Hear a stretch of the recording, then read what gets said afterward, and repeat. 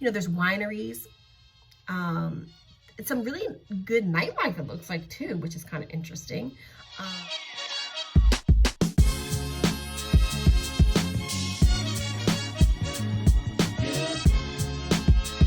Hey faves, welcome back. This is Living for the City. I am Cherise, and we're in a little bit of a different setup today. I know. Well, that is because we are looking at what 2021 is going to look like for us and where we're going to be visiting and traveling to this year. I'm so excited. Now, first things first is this video today is in collaboration with a few of my favorite travel gals. So I'm going to link for you below the entire and complete playlist so that you can see all of the other ladies that are in this collaboration where they are planning on going in 2021. Just sitting here and I'm going through my usual planning of what I'm going to be doing for Living for the City and what I'm going to be sharing with you in the Philadelphia area. As you know, I usually focus on like Philly and things like happening in the city. But as I'm going through all of my list of things, and obviously with the pandemic right now, everything is just so uncertain. But I'll be honest with you in that people they're still traveling. They're still going out of the country, and they are still visiting and seeing things and making this particular time exciting and adventurous experience as we move through these COVID times and these pandemic times. And so, I was making a list of all of the great places and the great institutions that are opening back up here in Philly. All of our art museums are starting to open back up, which is really nice because I have a few museums that I really wanted to see, one of them being PAFA. I don't know if you have seen my previous videos of PAFA, but they have some outstanding artwork. And so they're opening back up, and so I'm really excited to hear that. They'll be opening up this month. Franklin Institute is opening back up this month. Franklin Institute, I mean, if you're from this area, I think everyone has been there as a child, but seeing it as an adult is really, really different. And so I went there not too long ago and really loved that experience. And they've upgraded everything, and everything has changed, right? As the years go on. So the planetarium is still there. So if you're in the area, that's definitely a place you'll want to visit. So everything is starting to open back up, and I was thinking about like, gosh, I can't wait for us to be able to get out again and really, really see things again. And then as I'm thinking about it, I'm like, well, a lot of people are traveling. Like a lot of people that I know are still out and about. Like they're still traveling around the world and they're still seeing things. And obviously as you're doing that, you want to be safe, right? And so people are still wearing their masks, they're making sure they're social distancing. And so everyone is still doing what they would usually do in their regular environment as they travel. So it got me to thinking about what are some of the things that I had planned on doing for 2020 that was a complete bust and that I would like to do for 2021.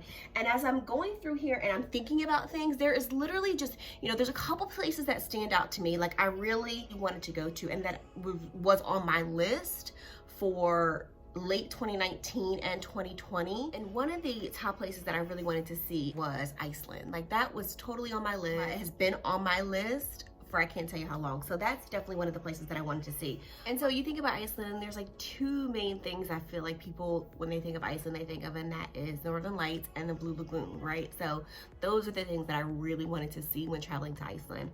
But at any rate, Iceland, going overseas right now and in 2021, I'm not quite sure if that's going to happen for me, only because, I really want to be safe and thoughtful about where I'm traveling to in 2021. And so there was another destination that has been on my list for I can't tell you how long, and that is Niagara Falls. Speaking of the Northern Lights, you can also see them from Niagara Falls. And so I thought to myself, I'm like, oh my goodness, like I can totally do Niagara Falls. Like I feel like that is a place where, I don't have to fly to, I can totally drive. Where I am here in Philadelphia, I can quickly take that drive up north, cut through New York and be there.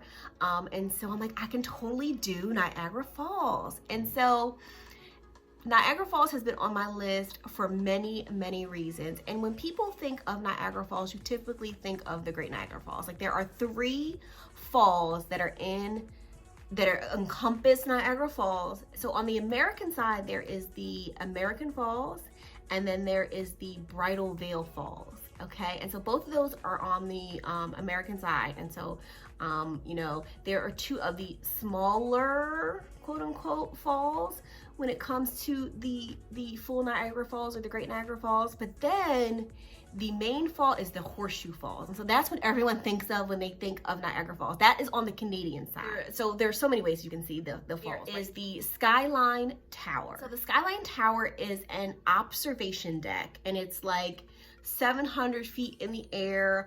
I believe part of it actually rotates, which is super cool. And so there's an indoor observation deck as well as an outdoor observation deck. And then there is like a restaurant there. There are an amusement area. There's a theater. They have like some different shops as well.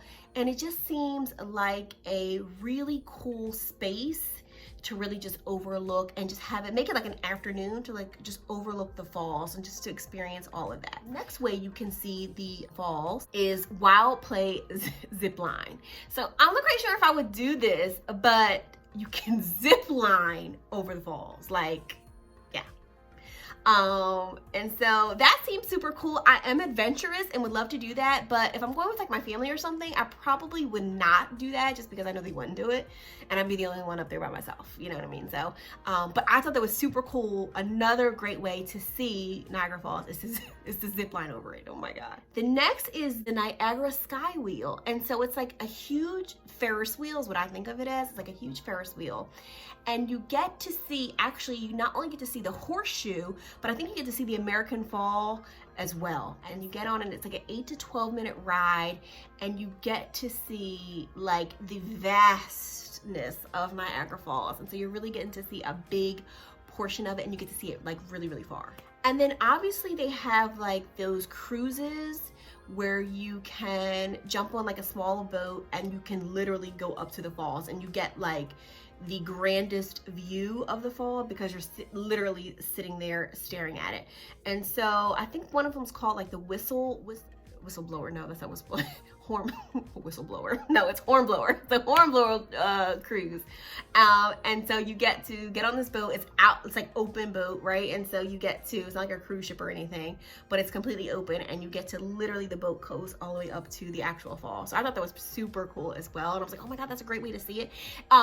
So their hashtag is in the mist. So that gives you insight into what actually is you're in store for. And so in the mist, and it comes with, the actual cruise comes with a poncho, so obviously you're gonna get wet during that because they get that close, so you're going to feel some of that mist and probably get wet from the falls. I would love to do that as well. Like I feel like that's something that I could totally do and have a great time at that. So I feel like, you know, when it comes to the Niagara Falls, like the great thing is that you can go any time of year. Like it's not seasonal whatsoever. So if I'm thinking about the summertime, which is what I'm really thinking I'm going to go, there are like so many things that you can do. Obviously, because it's summertime, there's like tons of like theme parks and outdoor parks to get wet. Like, okay, yeah, I feel like getting wet from in the mist at the Niagara Falls itself is enough, but there are tons of like, you know, there's a couple of parks and stuff that you can do that at as well. Also a concert series that starts